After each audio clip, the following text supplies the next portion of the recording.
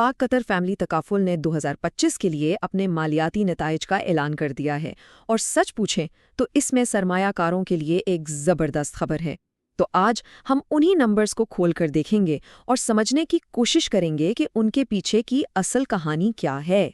सारी कहानी की शुरुआत सिर्फ एक नंबर से होती है, 10%। अब ये सिर्फ एक हिंसा नहीं है, बल्कि इस पूरी मालियाती रिपोर्ट का समझे सबसे अहम हिस्सा है। लेकिन सवाल ये है कि ये है क्या? और ये रही वो बड़ी खबर। कंपनी के बोर्ड ने अपने शेयर होल्डर्स के लिए 10% यानी ₹1 फी शेयर कैश डिविडेंड का ऐलान किया है। और यही तो वो चीज़ है जो सरमायाकार सुनना चाहते हैं। ये इस बात का सबूत है कि कंपनी न सिर्फ खुद कमा रही है, बल्कि उस कमाई को अपने हिस्सादारों के साथ बांट भी रही है। तो अब सवाल ये पैदा होता है कि कंपनी ने ये डिविडेंड देने के लिए मुनाफा कमाया कैसे?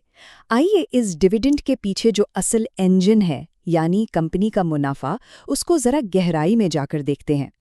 तो चलें नंबर्स पर नज़र डालते हैं। यहाँ शेयर होल्डर्स फंड के आदादो शुमार हैं। कंपनी का टैक्स के बाद का मुनाफा 2024 में तकरीबन 27 करोड़ रुपए था, जो 2025 में बढ़कर 29 करोड़ रुपए से भी ज़्यादा हो गया।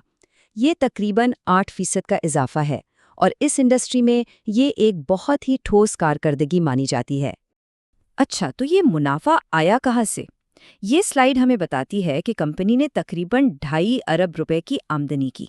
इसमें से 2 अरब से कुछ ज्यादा अखराजात में चले गए और आखिर में टैक्स से पहले तकरीबन 429 मिलियन रुपए का मुनाफा बचा। तो यहाँ से पूरी तस्वीर बिल्कुल साफ हो जाती है। मजमूई मुनाफा तो एक तरफ, लेकिन अब आते हैं उस बात पर जो हर सरमायाकार के लिए सबसे अहम होती है, यानी उसके एक शेयर ने कितनी कमाई की। अब हम इसी पर बात करेंगे। ये चार्ट देखें, कहानी बिल्कुल वाज़ेह है। 2024 में हर एक शेयर ने 1.82 रुपये कमाए थे और 2025 में यही कमाई बढ़कर 1.97 रुपये हो गई।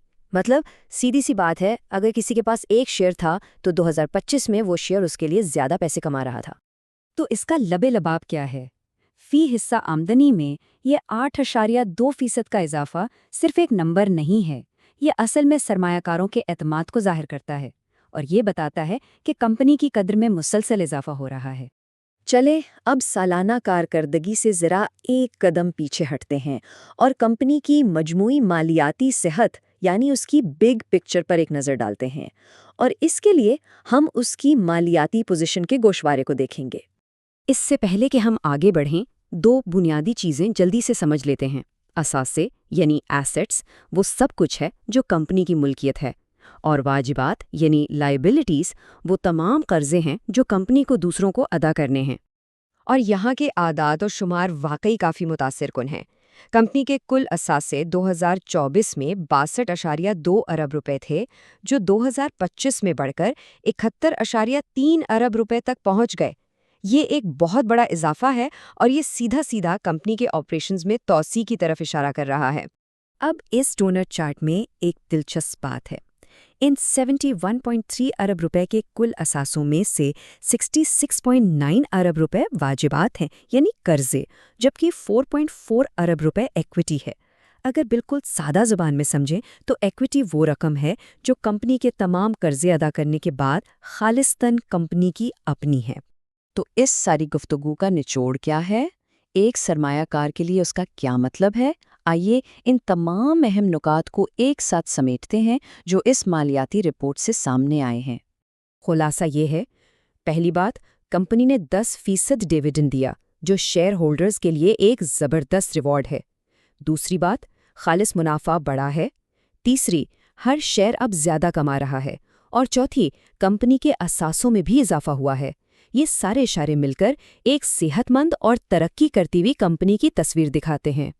2025 की इस शानदार कारकर्दगी के बाद अब सबसे बड़ा सवाल मुस्तकबिल का है, यानी पाक कतर फैमिली तकाफुल इस कामयाबी की रफ्तार को बरकरार रखने और इसे मज़ीद आगे बढ़ाने के लिए क्या हिकमत अमली अपनाएगा। यही वो सवाल है जिस पर आने वाले वक्त में तमाम सरमायाकारों की नज़रें होंगी।